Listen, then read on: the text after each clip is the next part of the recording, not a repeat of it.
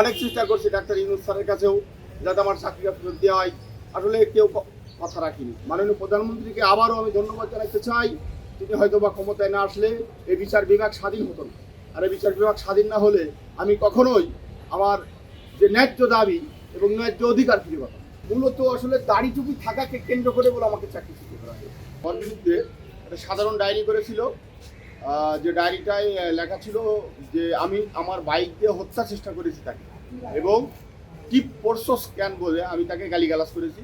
উনি এইভাবে লিখছিল, লম্বা দাড়িওয়ালা মাথায় টুপি আছে, সে আমাকে টিপ পরানে কটূক্তি করেছে।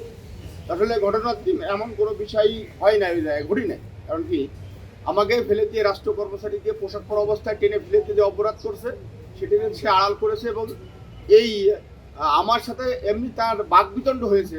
আমি তাকে সরি বলে যখন চলে আসি, সে যে এই মিথ্যা প্রভাকাণ্ড, সে তার ব্যক্তিগত উদ্দেশ্য বা অন্য কোনো উদ্দেশ্য ছড়িয়েছে। কিন্তু আসলে টিভির বিষয় ওই দিন হয় নাই। যদি কন যে আমি কিভাবে শিওর হলাম যে টিভির বিষয়, কারণ আমি তো বলি নাই। তার প্রত্যক্ষ সাক্ষী যখন ডিপার্টমেন্ট আমার বিরুদ্ধে বিবাহীয় মামলা রুজু করে, তখন প্রত্যক্ষ সাক্ষী ছিল, একটা সাক্ষী পাওয়া গিয়েছিল, তার নাম নাইম হোসেন। সে ঘটনাস্থলে মাস্ক বিক্রি করতেছিল।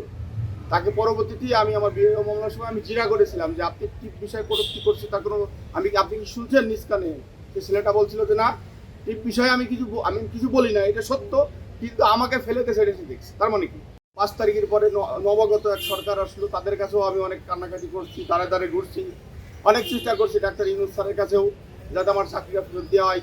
আসলে কেউ কথা রাখিনি। কিন্তু এই গণতন্ত্রের বিজয়ের পরে জনগণ যখন এই রাষ্ট্রীয় ক্ষমতায় বিএনপি সরকারকে নিয়ে আসছে, মাননীয় প্রধানমন্ত্রী তারেক রহমান সরকার আসার পরবর্তীতে মূলত আমি আজকে গত বৃহস্পতিবারে আমি চাকরিতে পূর্ণ বলের একটা আদেশ পেয়েছি। এই আদেশের মাধ্যমে আমি সরকার প্রধানকে ধন্যবাদ জানাতে চাই।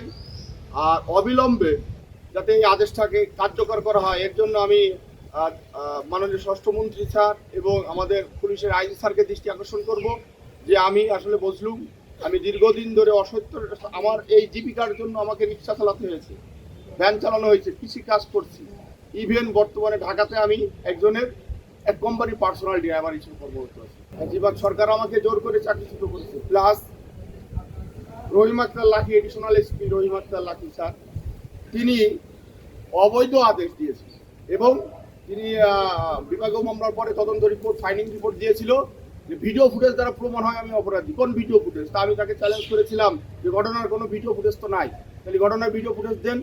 সে আমি যে বাইকে যাচ্ছি, আমি আমার বৈধ বাইকে যখন যাইতেছিলাম তখন একটা সিটি ফুটেজ আসছে। আবার অনেকেই আমি ক্লিয়ার করি, অনেকেই এটা বলা বলি করে যে সঙ্গে আমার বউ ছিল, আমার প্রেগনেন্ট বউ নামে, কারণ মিথ্যে। আসলে ঘটনার দিন আমার বাজারের ব্যাগ ছিল, আমি রেশন তোলার জন্য রাজারবাগ পুলিশ লাইনে দেখতেছিলাম। এবং এই ঘটনার দিন আমার ওয়াইফ আমার পিছনে ছিল না, অনেক টিভি চ্যানেল নিউজ করেছিল যে আমার পিছনে ছিল। আসলে ওইভাবে না, আমি রেশন তোলার জন্য আমার রেশনের ব্যাগ ছিল, আর ব্যাগকে কেউ যদি বাজারে বউ হিসেবে উপস্থাপন করে, খুবই দুঃখজনক। মাননীয় প্রধানমন্ত্রীকে আবারও আমি ধন্যবাদ জানাতে চাই। তিনি হয়তো বা ক্ষমতায় না আসলে এই বিচার বিভাগ স্বাধীন হতো না। আর এই বিচার বিভাগ স্বাধীন না হলে আমি কখনোই আমার যে ন্যায্য দাবি এবং ন্যায্য অধিকার ফিরে পাবো। ফ্যাসিবাদ পলানোর পরে, ছাত্র বৈষম্য আন্দোলনের পরে যে সরকার আসলো, আমি চেষ্টা করছিলাম তাদের সাথে যোগাযোগ করার। দুঃখ লাগে আজকে অনেকেই সংসদ সদস্য, যেটা হাসনাবাদ ভাই আছে, নাহিদ ভাই আছে, তো কেউ কোনোদিন আমার সাথে একটা মিনিট কথা বলেনি। তো আমার এই যে ফ্যাসিবাদের আমলে বড় যে বৈষম্য আমার সাথে হলো, এই বিষয় নিয়ে কেউ দুঃখ লাগে যে মূলত আসলে দাড়ি টুপি থাকাকে কেন্দ্র করে বলে আমাকে চাকরিচ্যুত করা হয়।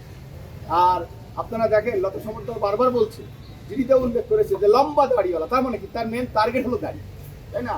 কারণ আপনারা জানেন যে আসলে আমাদের দাড়ি টুপি নিয়ে যদি কেউ কটূক্তি করে, খুবই দুঃখজনক।